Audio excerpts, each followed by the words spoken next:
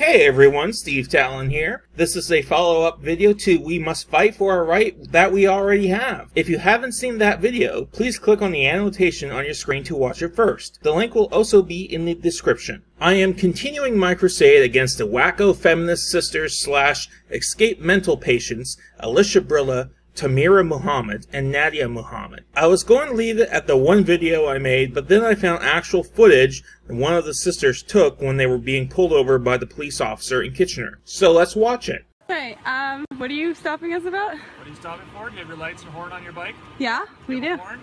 Yeah. Every one of you have a horn. Yeah. Hey, That's not why you stopped us, though. You said you stopped us because we're topless, and we're not supposed to be topless, but actually legally we're allowed to be topless in Ontario. No, I didn't. Yeah, you did. You literally just said. You got The interesting thing I noticed is that it is dark out. There was one interview from CBC that did mention it was about 9:30 at night when this incident happened. But it was one of the CBC news reporters who mentioned the time, not any of the sisters. The sisters make no mention of this. It was getting pretty dark out, and common sense would suggest that at least one of them would be wearing some type of reflective vest or something, in addition to any lights on their bikes. It amazes me how many pedestrians and cyclists go out at night without anything reflective on. Car trumps human. Human might break a car's headlight or windshield. Human does not trump car, but I digress. It is starting to look more and more like you're just seeking attention more than anything. Like I said in the first video, what kind of idiot female would bike topless? Disregarding the cultural norm for women to cover their breasts, and considering all the health issues and just general annoyances that can come about when you are cycling without a sports bra. This video that you girls took just proves how stupid you are. In an interview with the National Post, Tameera said this: "It might seem like it's just toplessness, and it might seem like it's one law or one incident, but all of these issues are connected." Please, Tameera, explain exactly what you're even talking about here. You sound like a yammering lunatic that has no idea what she is actually talking about.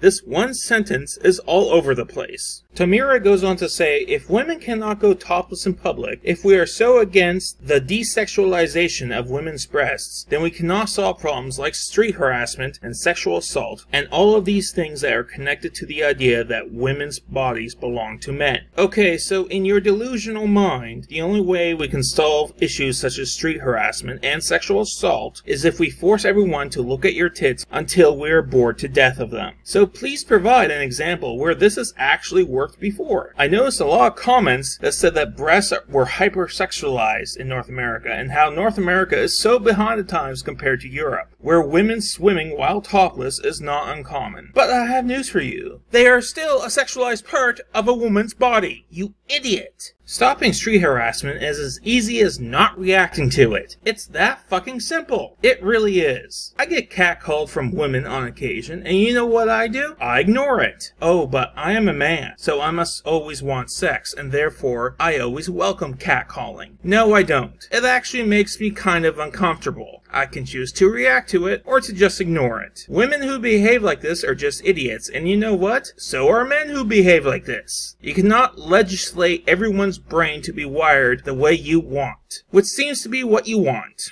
I guess I also missed a class in middle school when I was informed that the body of a woman is the property of men. Who the hell thinks that? How many times were you dropped on your head as a baby if this is how you think? Slavery is illegal in Canada and the USA, and has been for a long time, over 150 years now. Did you miss the memo? You cannot own another person, you dumbass. Get this through your thick skull. Let's talk about France, a country where female toplessness is much more accepted. What if I told you that only about 2% of French women under the age of 35 actually choose to go topless? The two major reasons are they do not wish to contract skin cancer, and they also do not wish for a photo of them topless to wind up on social media. There are also other areas of the female body that are considered sexual, most notably the butt. Also, the vagina is a highly sexualized area of a woman's body, but it doesn't stick out. So where is the free the butt and free the pussy campaigns? Now, let's watch part of a news clip about the Talk Freedom rally after it happened. There was a march of a different kind, this one in Waterloo, with the purpose of educating the public on women's rights.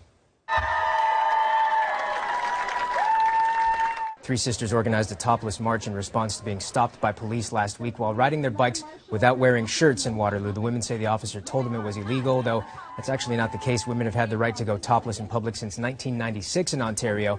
Now the sisters are using the incident as a way to springboard conversation about gender equality. This is about every human having access to the same rights and humanity regardless of their gender. Thank you.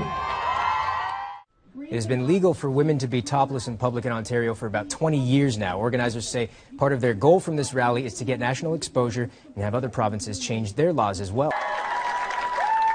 Alysha was not topless. She was wearing a sundress. Why? This is a cause that she feels very strongly about. So why is she covering her tits? Could it possibly be that you knew if you were topless on camera, there would be a less likely chance of you actually being on TV and having your stage name shown on screen? Could that possibly be it? Alysha Brillinger? Brillinger is Alysha's real last name, but she goes by the stage name of Alysha Brilla, which is fine. I use a fake last name here on YouTube. Gotta raise your profile, I see. Gotta get a Juno for that noise pollution that you call music. So there you have it. Three very intelligent sisters who exploited a soft spot the media has for women's issues to get attention. I must say, I do admire the cunning. Hopefully, for you, it pays off in your favor. But there are always skeptics like me who will call you out on your shit. So what do you think? Do you think that this is a publicity stunt or what? Let me know in the comments below.